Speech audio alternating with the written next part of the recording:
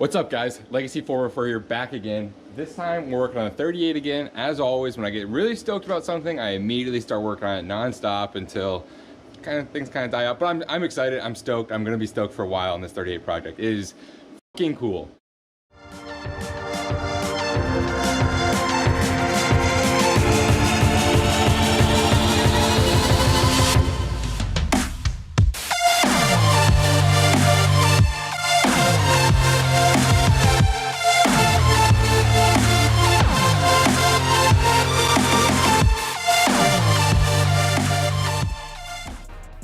So what has happened since the last time you saw me about a week ago? So let's go through what I've done. So let's do it like this. The 38 Chevy body is going on the 79 CJ5 frame. That 79 CJ5 frame was built pretty well, not bad. Was built by a few guys who built it into the 1-ton axle swap crawler. A lot of custom stuff was done to that. So there's 100 bazillion fucking perches and extra mounts and old stock mounts, rivets, and a bunch of roll cage mounts that goes right to the frame that aren't there anymore that just needed to be Zeused off, taken off. So what I did, I took the gas tank out, all the perches, all the extra mounting, the old roll cage stuff. I ground that all down to make it flat. Then I painted all that. Once all that stuff was taken out and ground flat, I had a base to work with so I can get some ideas on where I want to mount and what I need to do to mount the drivetrain and the body on the 79 frame. After most of the perches were out and everything was out on the back end, I worked towards the front end of the CJ5 frame. And that meant taking the whole drivetrain out. I took it out in one swoop. You know, there's like 4 bolts. There's the 2 motor mount bolts, then there's the 2 transmission crossmember bolts, and there's 1 for the transfer case. So I took those 5 bolts out, put 1 big ratchet strap around the entire set of the engine, and then 1 smaller ratchet strap around the transfer case wrapped up to the crane. That way it stayed flat when it came out. Did that, took the whole drivetrain out, reeled it back over, sold that within a day. And then I had to take out the old motor mounts because those aren't going to work anymore because the motor's going to be shoved way far forward. I also took out the front cross member. So before you think, oh my God, you just destroyed that frame, you took out the front cross member, let me explain. So the front cross member used to run right between where these 2 rivets are to the front of the frame. The new engine, the 5.3, the stout 5.3 is going to go all the way far forward. It's barely going to fit over the steering box right here. What I'm saying is the 30 inches that the engine takes is going to be from 1 inch from the rear of the front bumper all the way to this little divide right here. And then the body's going to start and go all the way back. With that being said, that front cross member had to go. I'm not worried about the frame flexing or doing anything crazy while I put the engine or body on it. 1, because the axle and suspension is still set up, it's still connected, adding a lateral support. The front bumper is still in place. It's pretty much like a further front cross member, even though it's only bolted in. That's still in place. So I'm not worried about anything crazy happening as I build the rest of it onto the frame. The only thing I'm worried about is where I'm gonna put the new cross member once the engine's in, because it's gonna be a space requirement, especially with the 4-link axles that are gonna come into place. So that's gonna get done eventually, but to get everything on, I'm just gonna leave it like this to get everything on it and in place. But yeah, as you can see, all the old mounts are out for the most part.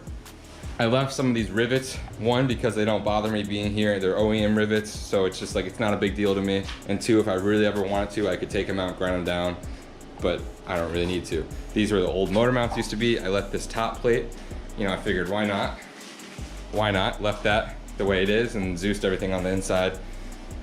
You know, the rest of the frame, took all the mounts out, old rivets, old roll cage marks. Didn't grind them down all the way, but enough to where it won't bother me, especially because this will be covered by floorboards anyways.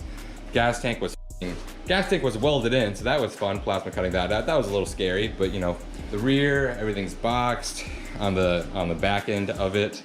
And yes, so here's how the frame looks. And that's all I'm gonna do. I did spray. You can see where I sprayed a little bit over where I ground. I put a little bit of black Rust-Oleum rust converter, just regular spray paint. No big 3-step process. Regular Rust-Oleum rust converter spray paint just to cover up where I ground, to keep all the metal nice and new. So with that being said, this 79 CJ5 frame is now ready to take the 38 body. So what I need to do for the 38 body is prep, take out everything I don't need while it's sitting there. That way when I lift it onto the frame, everything I don't need is not getting in the way. What does prep look like on a 38 Chevy body going onto a 79 CJ5 frame? I'll run it through real quick. So first, as you can see, the doors are coming off. So naturally on 90-year-old cars, some of the bolts aren't gonna wanna play nice. So I was able to get these top door hinge bolts off. The bottom ones are just too rusted, they're just too far gone. I'm gonna Zeus the sheet metal around it with a plasma cutter. Once this really thin metal is gone, the door should just come off. There's 6 body mounts. There's one body mount here, 8 body mounts, I'm sorry. One there, and then one up top near the bed, and then there's one in the front, also right here on each side. So what else am I gonna do to get this ready? That's honestly basically it. I'm only gonna use those front 2 body mounts, and I'm gonna make brackets on the frame, on the 79 frame to fit those, and then I'm gonna use the 2 body mounts at the rear, and then I'm gonna run a 2x4 piece of steel along the center right after where the door's in, and that 2x4 is gonna add support and also be new body mounts for the rear where there's really no sheet metal to work with there. And there's gonna be 6 body mounts on the new one. That's how it's gonna get mounted. It'll make more sense when it's in. I'm gonna get to taking apart everything I don't like need, cut out the floors, take the doors off. Oh yeah, the doors. So you might be like, why are you taking off 38 doors? 38 doors are cool, you should keep them on, it's a rat rod. I know, but it's an off-roading rat rod, it's a 4x4 rat rod, so I'm going to make tube doors for it, and then on the tube doors there's going to be an attachable part that I can put just the door skins onto the tube doors separately. That way if I ever just want to run tube doors, I can run tube doors, because I like open vehicles. I think that looks cool and it really add to the rat rod 4x4 look, but also I can stab those door skins back into place. That's the way I'm going to do it, and that's the way I feel like it's going to be the coolest. I will be back when this is all cut apart and hopefully resting on the 79 CJ5 frame.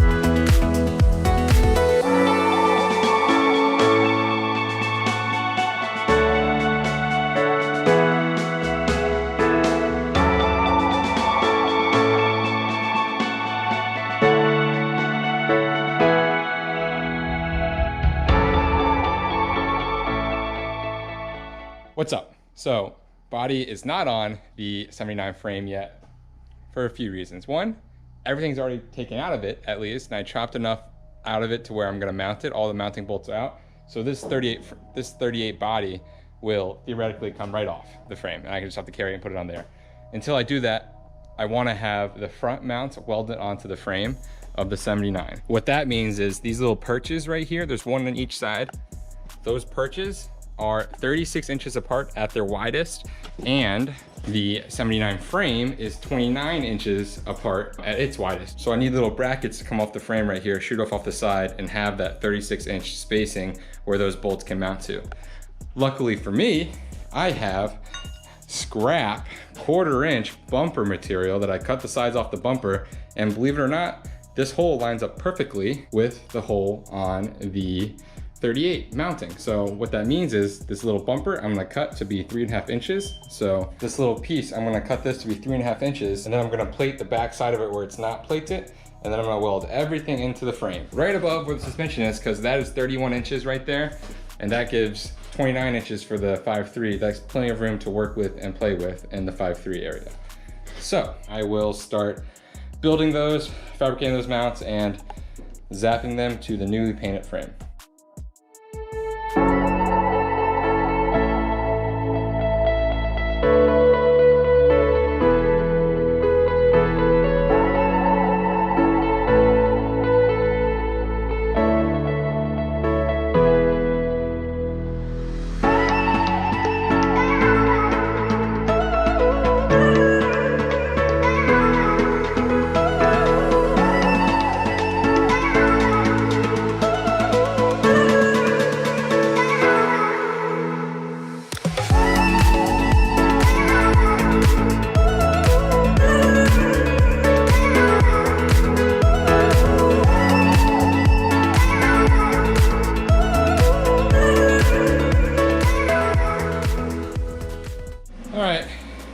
perches are in.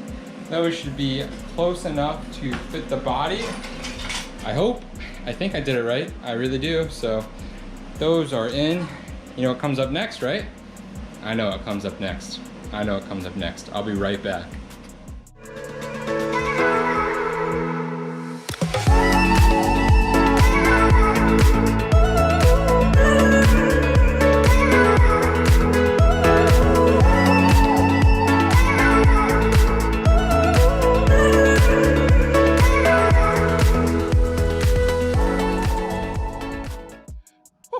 So we got the 38 on the 79 frame. Super excited, just the stance of it, just the way it looks already with that negative rake and the big back end, which is slanted right now. I'm gonna push it back the other way when I get to it.